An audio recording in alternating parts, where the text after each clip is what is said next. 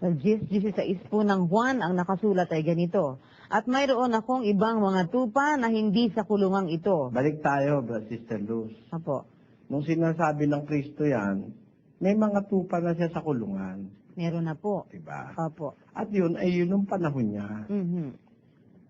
Pero meron siyang ibinabalita, meron pa siyang mga tupa na hindi pa ron sa kulungan. Opo. Yan, dahil binabasa natin sa panahong ito, we have to consider all the past 2,000 years na nakalipas na, no? Opo. Kasi sinabi niya yan 2,000 years ago. At we have to consider again the remaining portion of man's history, according to biblical prophecies. Meron pang hanggang matapos ang istorya ng mundo, kapatid na Joseph, kapatid na Danny. Opo. Meron ang wika akong ibang mga tupa, hindi sa kulungan ito. Meron na siyang nasa kulungan, tapos meron pa siyang mga tupa na wala pa dun sa kulungan. Ayan. At yung salita niya na yan, sinasakop niya hanggang sa ating panahon, Brother Danny. Opo. Dahil hanggang hindi pa naman nailalagay lahat yung tupa sa kulungan, hanggang wala pa siya, naglalagay pa siya ng tupa sa kulungan, di ba? Kaya ating balikan ngayon yung talata. At mayroon akong ibang mga tupa na hindi sa kulungang ito. Sila'y kailangan dinamang dalhin ko. Ba, dadalhin niya pala rin. Opo. Therefore, yung wala pa sa kulungan, dadalhin din. At maiisip natin ngayon sa panahong ito, na meron pa rin tupa si Kristo na dinadala pa rin niya dun sa kulungan. Ang magdadala kasi siya. Sila'y kailangan din namang dalhin ko. Yan. Kaya nga si Kristo hindi tao eh. Paano niyang magagawa yan kung tao siya? Diba? Biro mo, ang lawak-lawak niyang panahong sinasabi niya. Pati yung mga wala sa kulungan, dadalhin niya sa kulungan. Ang liwaliwanag na hanggang ngayon naman may mga tupa pa ang ating Panginoong Hesus, hindi ba? Meron po. Di hanggang ngayon ay nagdadala pa rin siya sa kulungan. Di ba? Opo. Ngayon, sila'y kailangan din namang dalhin ko. Hanggang bukas, magdadala pa rin siya sa kulungan.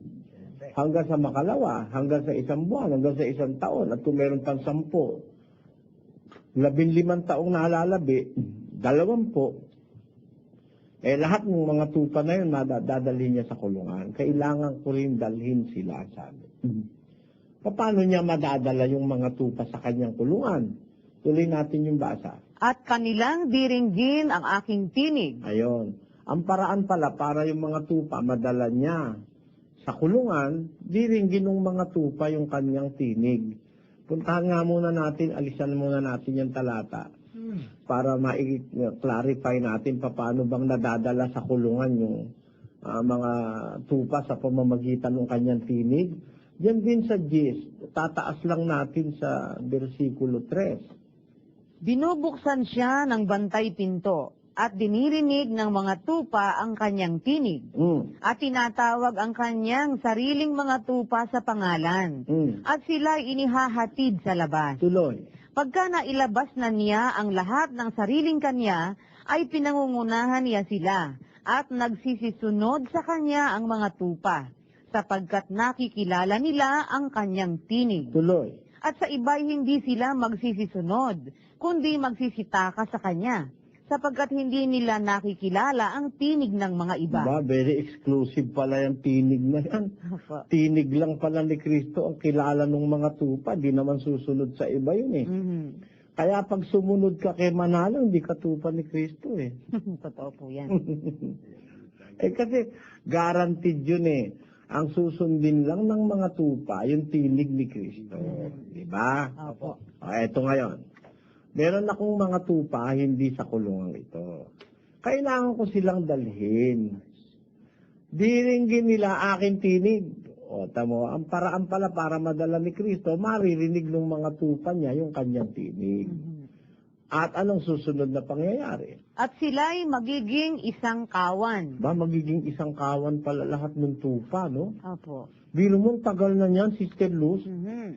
Mula pa nung unang siglo yan, 2,000 taon nang nagpapapasok ng tupa ang Panginoong Hesus sa kanyang kulungan sa pamamagitan ng kanyang tinig. Opo. Hanggang ngayon, hanggang sa darating pang panahon. O, nagpapasok niya sa kulungan yung mga tupa niya. Biro mo, ang tagal na niyan. Paano si Manalo ngayon yan? Tuloy natin ang basa. At magkakaroon ng isang pastor. Sila'y magiging isang kawan, magkakasali sama-sama pala yung mga tupa. Yung nandun ng dati, tapos yung dadalhin niya pa lang, magkakasama-sama. They will form one flock. They will be one flock. They shall be one fold and one shepherd. Magkakaroon sila ng isang pastor. Sino yung isang pastor na yan? Imposible si Manalo yan. Brother Danny. Bakit po? Paano magiging si Manalo yan? Lahat ng tupa ang magpapastor, isa lang. Yung dating nasa kulungan na nadadat na nung mga dadalhin pa lang, magkakasama-sama, magiging isang pastor. Hindi naman nakilala man lang ng mga nauna sa kulungan si Manalo Oo nga naman. Malaking kagaguhan naman yung turo na. Ha? Opo naman, hindi niya nakita man. Atin na mo, hindi na nila kikibuin yan. Kala mo ba, sasagutin nila Paul yan? Hindi nila sasagutin yan. Dare, hindi sasagutin yan. Kay liwanag ng salita, meron nang nasa kulungan, dadalhin pa yung mga wala. Pagka nagkasama-sama, magiging isang kawan. Opo. Yung naging isang kawan ay isa lang ang pastor. Paano si Manalo, hindi naman niya napastor yung mga nauna sa kulungan? Di ba? Opo, hindi At ngayon yung darating pang mga tupa, mapapastor pa ba ni Manalo? Patay na siya. Namayapa na siya. Kaya imposible. Ang makakagawalan niya, yung hindi namamatay. Brother Josel, Brother Danny. Opo. Sino yon? Pakinggan nyo. Sa 7:23 ng Ebreo, ganito nakasulat. Ito po ang sinasabi sa 7:23. At katotohanang sila'y marami sa bilang na naging mga saserdote, sapagkat dahil sa kamatayan ay natigil sila ng pagpapatuloy. Datapwat siya, sapagkat namamalagi magpakailanman ay may pagkasaserdote siyang di mapapalitan. Mo si Kristo, namamalagi magpakailanman. Kaya meron siyang karapatan na siya ang isang pastor lang. Wala namang kasing ibang pastor na dapat kilalanin mga lahat ng Kristiyano. Yang pastor na yang isang pastor, kaya isang pastor siya ang pastor nung nasa kulungan, siya pa rin ang pastor nung dadalhin pa sa kulungan. Magiging isang kawan silang lahat at mayroon lang silang isang pastor. Sino ba yung isang pastor na yan? Puntahan natin sa unang Pedro. Pakinggan niyo.